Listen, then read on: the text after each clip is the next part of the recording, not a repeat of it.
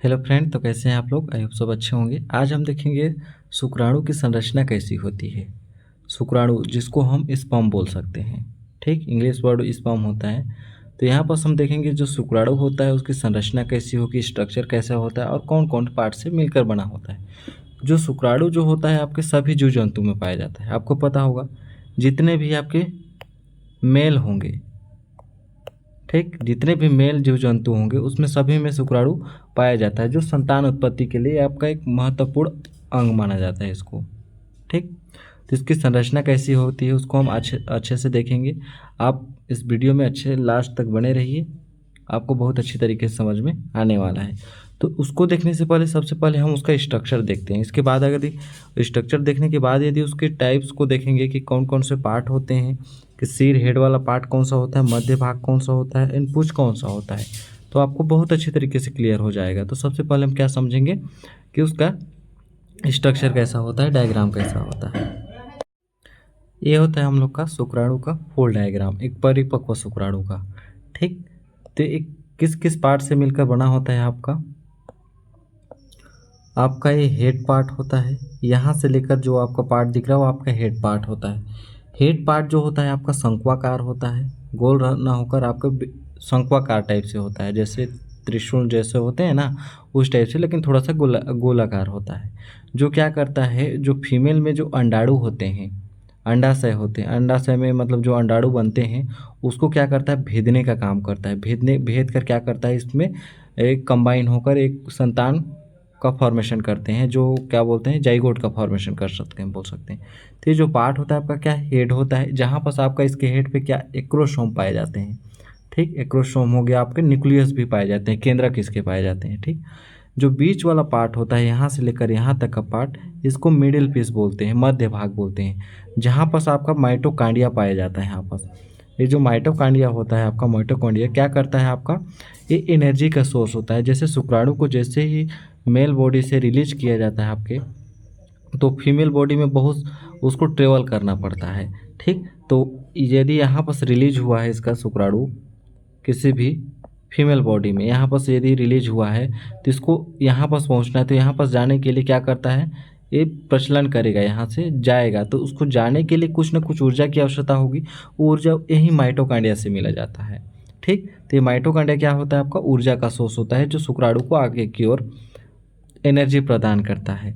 जिसमें माइटोकांड्रिया के पास middle piece में आपका डीएनएस फाइबर पाया जाता है, माइक्रोट्यूबुलस पाया जाता है, एनुलस पाया जाता है, फ्लैग्मेन एंड फाइब्रस शीथ पाई जाती है, ठीक।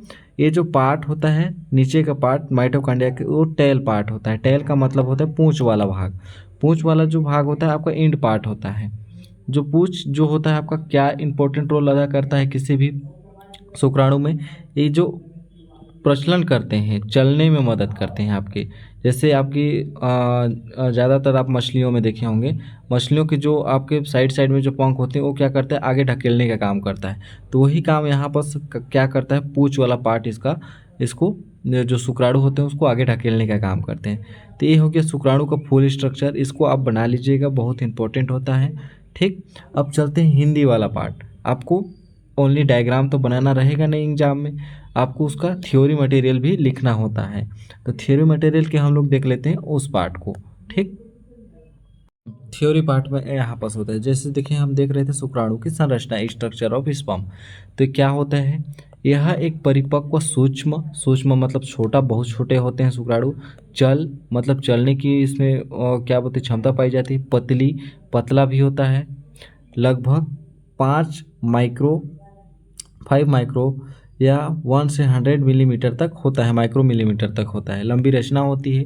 लगभग सभी जंतु में शुक्राणु की जो रचना होती है एक जैसे होते हैं। जितने भी मेल होते हैं, भले कोई जीव जंतु हो, जिसमें जो शुक्राणु होते हैं सेम होता है, ठीक।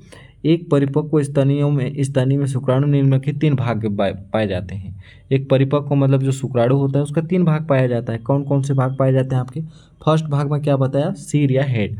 तो शुक्राणु का अग्र भाग सिर कहलाता है, हेड कहलाता है। इसकी रचना प्राय तैरने के अनुकूल होती है, ठीक, तैरने के अनुकूल होती है। इसका अर्थात इसका आकार जो होता है शंक्वाकार होता है। शंक्वा मतलब वही बताया था मैं, त्रिशूल के आकार का। सिर के अगले भाग में एक्रोसोम पाया जाता है नामक रचना पाई जाती है, जो गोल्जी गाय की बनी होती है, गोल्गी बॉडी की। जो एक्रोसोम होता है आपका, वो किसी गोल्जी गाय की बनी होती है, जिसको गोल्गी बॉडी बोलते हैं, की बनी होती है। यह शुक्राणु को अंडाणु भेदन में सहायता करता है। जो आपका त्रिशूल जैसा शंक्वाकार है, वो किसी भी अंडाणु भेदन में सहायता करता है। सिर का शेष भाग केंद्रक से घिरा होता है। जो नीचे होता है आपका, वो केंद्रक पाया जाता है, वहाँ पर आपका न्यूक्लियस पाया जाता है। ठीक, केंद्रक के चारों तरफ की कोशिका द्रव्य पतली स्तर पाई जाती है। केंद्रक के जो चारों तरफ होंगे ना, वहाँ पर आपकी कोशिका द्रव्य पाया जाता है, आपका सेंट्रोप्लाज्मा बोलते हैं उसको। केंद्रक के पक्ष भाग में समीपस्थ सेंट्रियोल प्रोक्सिमा सेंट्रियोल पाया जाता है, जो निषेचित अंडाणु में विभाजित होता है। ये हो गया हम लोग का सिर भाग। ठीक, इसके बाद मध्य भाग की बारी आती है। दूसरा पार्ट हम लोग का कौन सा होता है? मध्य भाग, जिसको मिडिल पीस बोलते हैं। यह सिर के ठीक पीछे का भाग होता है, जिसमें दूरस्थ सेंट्रियोल प्लेज्मिक आधारीय काय बेसल बॉडी का कार्य करता है। इसमें स्थित अक्षीय तंतु के चारों तरफ माइटोकांड्रिया का आवरण पाया जाता है। ये देखिए मेन इंपॉर्टेंट होता है आपका, माइटोकांड्रिया का आवरण पाया जाता है, जो शुक्राणु को प्रचलन जो चलने में जो ऊर्जा चाहिए, उसको एनर्जी चाहिए, उसी के लिए ऊर्जा को प्रदान करता है, ऊर्जा और फ्लेजिमम देता है बोल सकते हैं। मध्य भाग के चारों तरफ जीव द्रव्य पाया जाता है, आपका साइटोप्लाज्म पाया जाता है। ठीक, एक पतला आवरण पाया जाता है। अब पार्ट आता है हम लोग का लास्ट पार्ट, क्या? पूंछ वाला पार्ट, टेल पार्ट जिसको बोल सकते हैं। तो यह शुक्राणु का सबसे पिछला पार्ट लंबा व पतला भाग होता है, जिसकी सहायता से शुक्राणु प्रचलन करता है। प्रचलन का मतलब होता है एक जगह से दूसरी जगह वो चलते हुए तैरते हुए चला जाता है। इसके मध्य भाग में अक्षीय तंतु एक्सियल फिलामेंट पाया जाता है, जिसके चारों तरफ एकदम अग्रभाग में माइटोकांड्रिया, हाँ अग्रभाग में जो पूंछ का ऊपर भाग था उसमें माइटोकांड्रिया पाया गया, लेकिन शेष भाग में कोशिका द्रव्य था। बाकी जगह पे क्या था आपका? कोशिका द्रव्य का एक आच्छद था, जिसको आच्छद सीट बोलते हैं। तो वहाँ पर देखे थे ना, एनुलर सीट देखे थे, वहाँ पर पाया जाता है। इसके पश्च भाग में अक्षीय तंतु, चारों तरफ कोई आच्छद नहीं पाया जाता। तो दोस्तों ये हो गया आपका शुक्राणु की फूल संरचना, स्ट्रक्चर कैसा होता है, कितने भागों से मिलकर बना होता है। ठीक, यदि डायग्राम की बात करें तो डायग्राम कैसा होता है इसका? इस टाइप का होता है। तो इसको आप अच्छे से बना लीजिएगा, फुल डायग्राम होता है। आई होप आपको अच्छे से समझ में आया होगा, आपके लिए हेल्पफुल रहा होगा नोट पर्पज़ के लिए। हाँ एक बात और, ये आपका मोस्ट इम्पोर्टेंट होता है जीव विज्ञान के लिए, इसका क्वेश्चन हमेशा पूछा ही जाता है। प्लीज़ इसको आप एक बार और देखिएगा तो बहुत अच्छी तरीके से क्लियर हो जाएगा आपको। तो मिलते हैं अगले नेक्स्ट वीडियो में, तब तक के लिए धन्यवाद।